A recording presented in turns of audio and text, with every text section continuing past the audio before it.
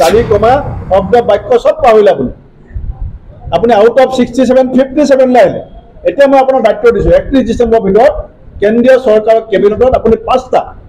মই যি 4টা প্ৰায়ৰিটি কৰিছোঁ লগত আপুনি এটা যোগ কৰি আলোচনা কৰি বাস্তৱিকৰণৰ ৰূপ দিয়াৰ পৰ্যায়টোত আমাক উপনীত কৰক আমি কংগ্ৰেছক আপোনাক ধন্যবাদ পুনৰ সৰব ভূপেন বৰা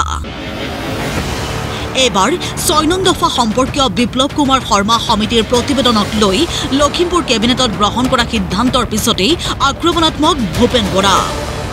দাড়ি কমা শব্দ বাক্য কথাটো ক'লে গ'ল 67 আছিল ৰিকমেন্ডেশন 10টা ৰিকমেন্ডেশনে কাটি দিলে বিপ্লৱ শৰ্মা সমিতিৰ মুঠ 67টা পৰামৰ্শৰ 57টা কাৰ্যকৰী কৰিব বুলি কৰা সিদ্ধান্তৰ পিছতেই প্ৰতিক্ৰিয়া ভূপেন বৰাৰ বিপ্লৱ শৰ্মা ডাঙৰীয়া কমিটিখন অসম চৰকাৰে গঠিত কৰা নাই এখন 2019 চনৰ জুলাই মাহত কেন্দ্ৰীয় চৰকাৰৰ নিৰ্দেশত জাষ্টিস বিপ্লৱ শৰ্মা কমিটি গঠন হৈছিল 2019 চনৰ জুলাই মাহত কমিটি গঠন হোৱাৰ পিছত 2020 চনত জাষ্টিস বিপ্লৱ শৰ্মা ডাঙৰীয়া ৰিপৰ্ট সাবমিট কৰিছিল 20 চনত সাবমিট কৰা ৰিপৰ্ট আজি পৰ্যন্ত ভাৰত চৰকাৰে আনুষ্ঠানিকভাৱে গ্ৰহণ কৰাই নাই আৰু দাড়ি কমা শব্দ বাক্যত নবদলাও বুলি কোৱা ৰিপৰ্টটোৰ পৰা 10টা ৰিকমেন্ডেশন বাদ দিয়া হ'ল এটা 48 ঘণ্টা সময়ত অসমৰ মানুহে নাজানে যে কোন 10টা বিষয় বাদ দিয়া হ'ল সমান্তৰালভাৱে মুখ্যমন্ত্ৰীলৈ দুটা প্ৰশ্ন ভূপেন বৰাৰ মই একেবাৰে দুটা প্ৰশ্ন প্ৰথম প্ৰশ্ন মই ইতিমধ্যে মুখ্যমন্ত্ৰীক দিছোঁ যে কাৰ এক্সিষ্টিং আছে নে নাই আপোনাৰ ৰিকমেন্ডেশন বিপ্লৱ শৰ্মাৰ প্ৰতিবেদনৰ 57 ৰিকমেন্ডেশনৰ পাছত whether car will exist in Assam or not. Second, আপুনি যে 10টা ৰিকমেন্ডেশন বাদ দি পেলাই 57টা কৈছে কোন 10টা বাদ দিলে এটো অসমৰ মানুহে জনাৰ অধিকাৰ আছে না যদি অধিকাৰ আছে আপুনি কোনকালে জনাব তাৰ লগে লগে প্ৰত্যাহ্বান মুখ্যমন্ত্ৰীক অসম কংগ্ৰেছৰ সভাপতি হিচাপে মই দায়িত্ব সহকাৰে কম 31 ডিসেম্বৰৰ ভিতৰত কেন্দ্ৰীয় কেবিনেটে অসম কেবিনেটৰ ৰিকমেন্ডেশনৰ ওপৰত গুৰুত্বপূৰ্ণ আলোচনা 5টা পইণ্টৰ ওপৰত আমাক কৰি পেলাই দেখাওক আমাৰ যিটো মূল তত্ত্ব আছিল জব এণ্ড এডুকেশ্যনেল ৰিজাৰ্ভেশ্যন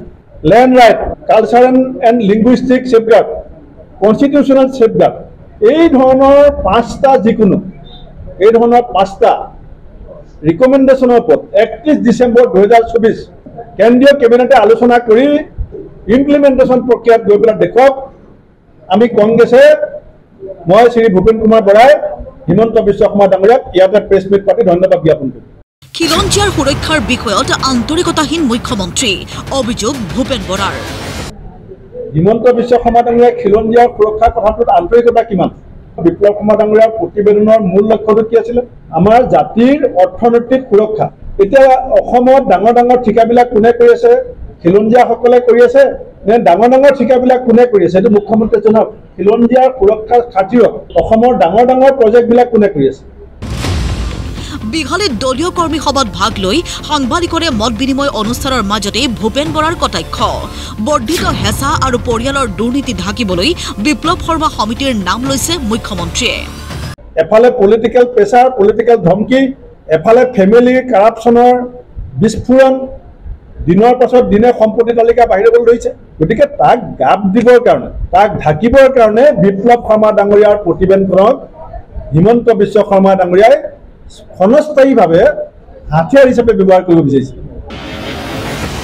বিঘালীৰ পৰা ভিডিঅ' জাৰ্নেলিষ্ট লক্ষীপুৰৰ সহযোগত দিগন্ত শইকীয়াৰ ৰিপৰ্ট প্ৰতিদিন টাইম